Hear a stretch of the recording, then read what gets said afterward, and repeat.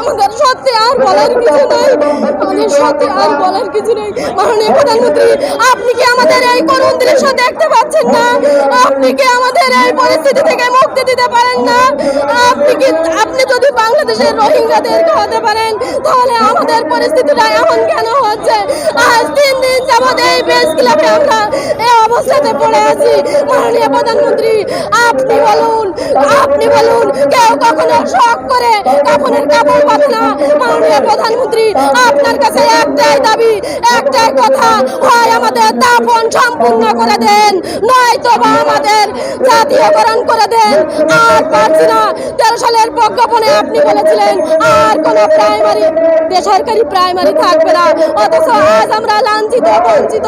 সামনে কুরবানির ঈদ, অথচ আমরা এই প্রেস ক্লাবের মাঠে এই পরিস্থিতিতে দাঁড়িয়ে আছি। প্রধানমন্ত্রী,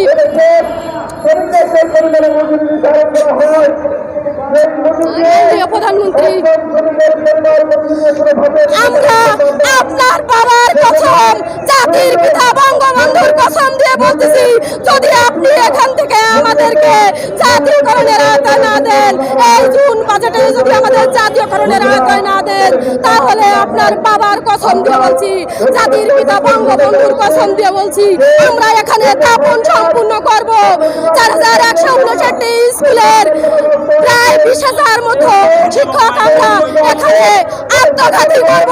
সহ্য করতে পারবেন তো মাননীয় প্রধানমন্ত্রী? আপনার কি এটা দেখতে ভালো লাগবে? আপনি মা জননী, আপনি দেশ দরদি, আপনি দেশের বাইরে থেকে রোহিঙ্গাদের নিয়ে আমাদের দেশে আশ্রয় দিয়েছেন, আর আপনার দেশের শিক্ষকরা মাননীয় প্রধানমন্ত্রী, এসপি, ডিসি, এমনকি আমরা প্রত্যেকে প্রাইমারি থেকে হাতে করিনি, আর সেই প্রাইমারি শিক্ষিকা হয়ে আজ শিক্ষিকা হয়ে আজ আমরা লাঞ্ছিত আর বঞ্চিত। আপনি বিবেকবান, আপনি জনদরদি, আশা করি আপনি আমাদেরকে জাতীয়করণের আয়ত্তে নেবেন।